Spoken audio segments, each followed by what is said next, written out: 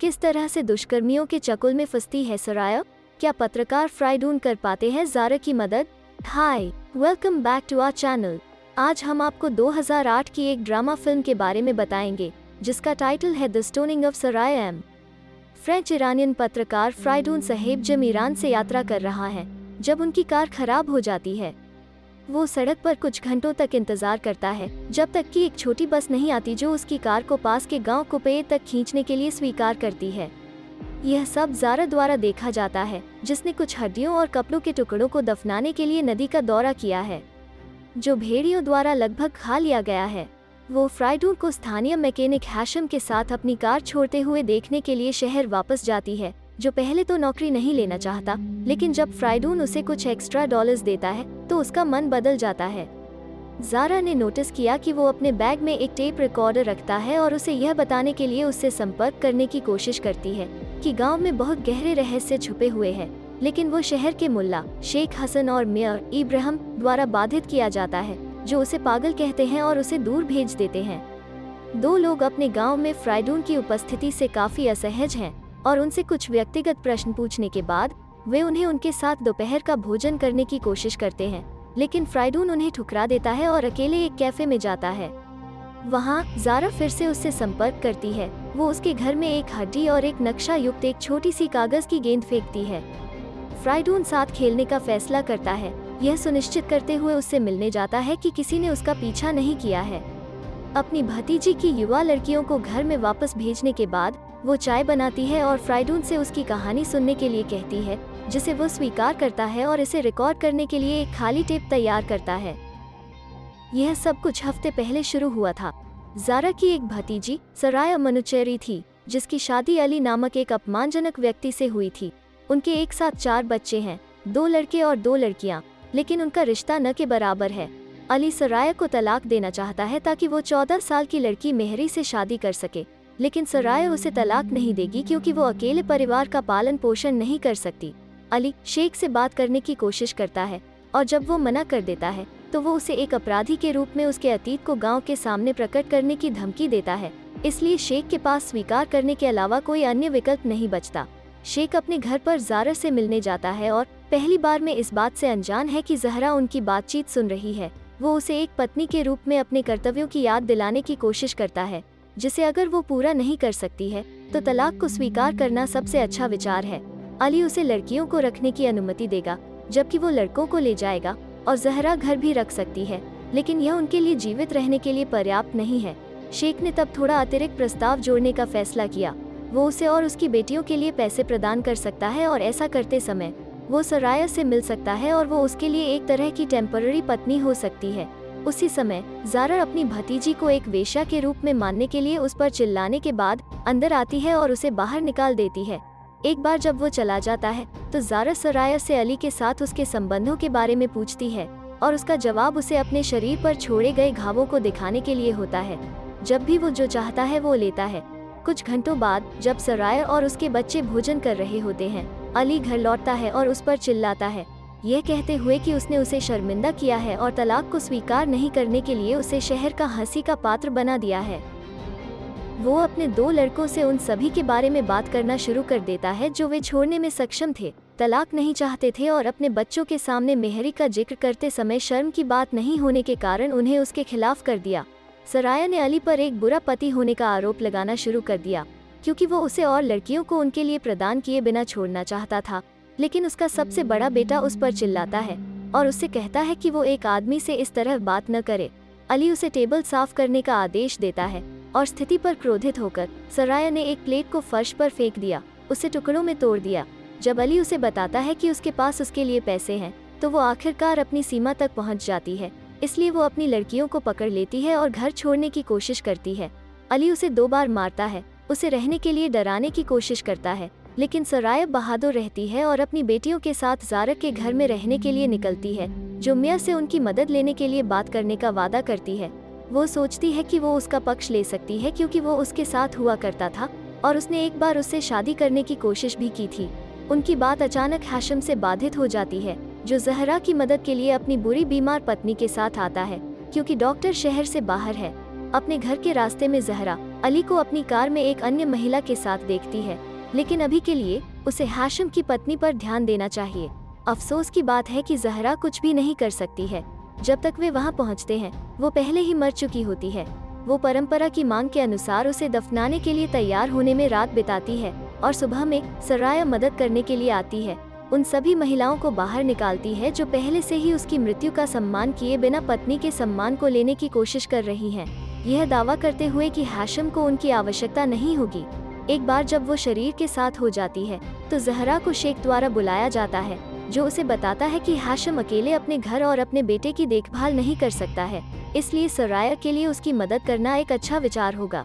ज़ारा उससे बात करना तभी स्वीकार करती है जब उसकी भतीजी को इस काम के लिए वेतन मिलेगा। पैसा केवल उसका होगा और अली छू नहीं सकता। शेख सौदे को स्वीकार करता है।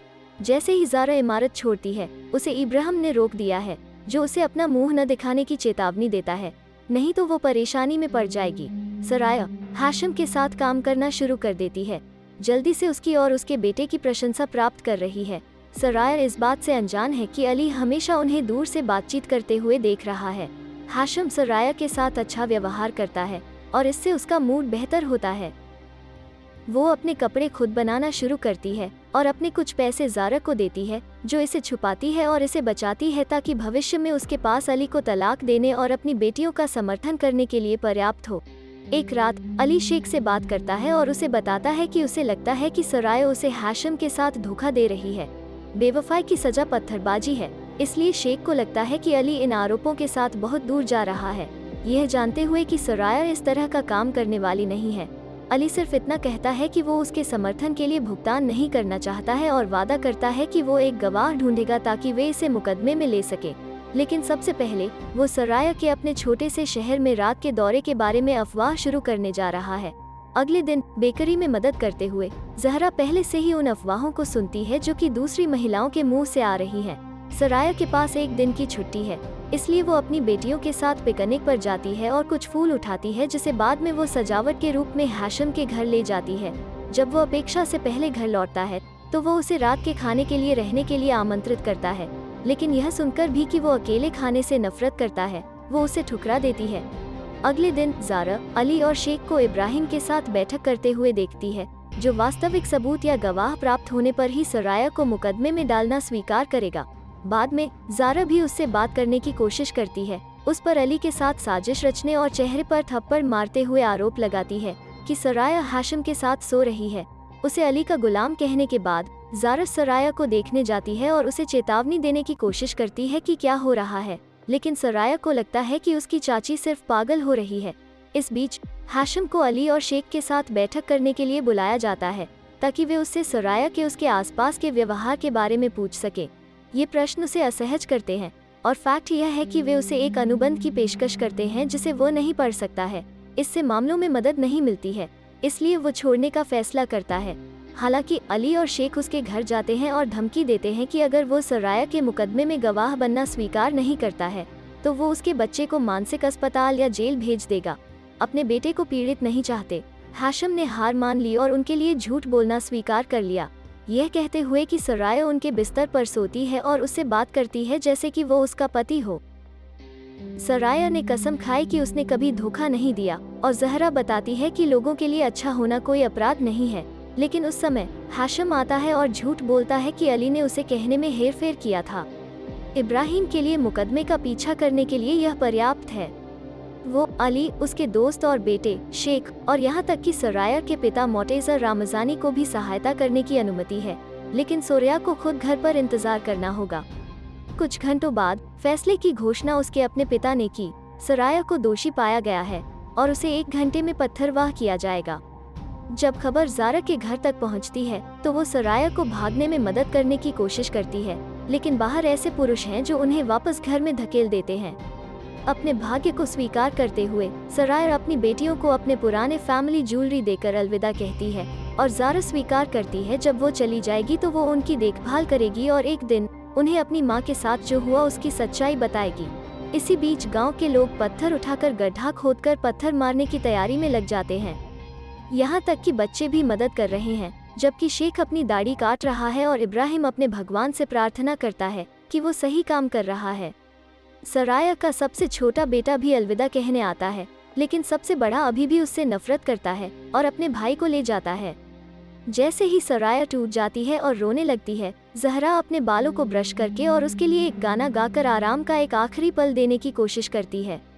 जब समय आता है तो वे दोनों एक साथ सड़कों पर चलते हैं। पुरुषों की गुस्साई भीड़ को चकमा देने की पूरी कोशिश करते हैं, जो सोरिया का अपमान करना चाहते हैं और मारना चाहते हैं। एक बार जब वे उस स्थान पर पहुंच जाते हैं जहां घटना होगी, शेख और इब्राहिम एक बार फिर से फैसला लेते हैं और सजा की विधि की घोषणा करते हैं, जिससे भीड़ खुश हो जाती है। हालांकि वे यात्रा करने वाले कलाकारों के एक समूह द्वारा अचानक बाधित हो जाते हैं, जो बाजार में प्रदर्शन करना चाहते हैं, लेकिन कुछ भी करने से पहले उन्हें बाहर निकाल दिया जाता है। अपनी चादर को हटाने और एक सफेद पोशाक प्रकट करने के बाद सराया को बांध दिया जाता है और जमीन पर एक छेद में उतारा जाता है, जिसे तब तक फिर से भर दिया जाता है जब तक कि उसके शरीर का केवल ऊपरी आधा हिस्सा चिपक न जाए और उसके पास बचने का कोई मौका न हो। ज़ारा उसके और भीड़ के बीच जाने की कोशिश करती है, उनसे कहती है कि उसे सराया की जगह लेने दें, लेकिन उसे घसीटा जाता है ताकि पत्थरबाजी शुरू हो सके। पहले 2 पत्थर मोटेजर द्वारा फेंके जाते हैं, जो अब उसे अपनी बेटी नहीं मानता, लेकिन वो दोनों बार विफल रहता है। भीड़ में से एक महिला का मानना है कि यह एक संकेत हो सकता है कि वो निर्दोष है, लेकिन उसे नजरअंदाज कर दिया जाता है। अली आगे जाता है और उसके पत्थर टकराते हैं, जिससे सराया रोती है और खून बहता है।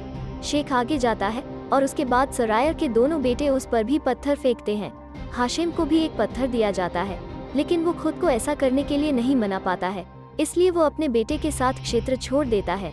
पूरी भीड़ शामिल हो जाती है और उसके मरने तक उस पर पत्थर फेंकती है। सभी के जाने के बाद यात्रा करने वाले कलाकार उसे एक कंबल से ढक देते हैं।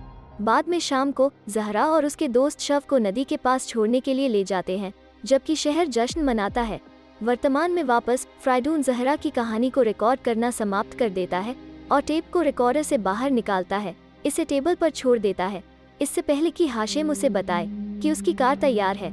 जब वे मरम्मत की दुकान पर लौटते हैं तो वे अली को गाड़ी चलाते हुए देखते हैं और उसे शेख से यह कहते हुए सुनते हैं कि मेहरी से उसकी शादी रद्द कर दी गई है क्योंकि वो उसके पिता की मदद नहीं कर सकता था, जो उसके हाथ पाने के लिए सौदे का हिस्सा थी। यह हाशिम को परेशान करता है, जो इब्राहिम का ध्यान आकर्षित करते हुए टिप्पणी करता है कि उसने झूठ बोला है। हाशिम अली और शेख द्वारा झूठ बोलने और धमकी देने की बात स्वीकार करता है और इससे इब्राहिम क्रोधित हो जाता है। वो इसके लिए शेख को बुलाना चाहता है, हालांकि इस पर बाद में चर्चा करनी होगी। अभी उन्हें फ्राइडून को जाने से रोकना होगा। पत्रकार उनकी उपेक्षा करता है और अपनी कार में बैठ जाता है, लेकिन शेख की कमान में कुछ रेवोल्यूशनरी गार्ड्स हैं और उन्होंने फ्राइडून को अपने हथियारों से धमकी दी कि वो उन्हें अपना बैग सौंप देगा। उनके सभी टेपों को नष्ट करने के बाद ही उसे जाने दिया जाता है, लेकिन शहर से बाहर जाते समय ज़ारा उसे वो टेप देती है जो उसने उसके घर पर छोड़ा था। कार फिर से खराब होने लगती है, इसलिए वो उसके और भीड़ के बीच हो जाती है ताकि उसे उतारने का समय मिल सके।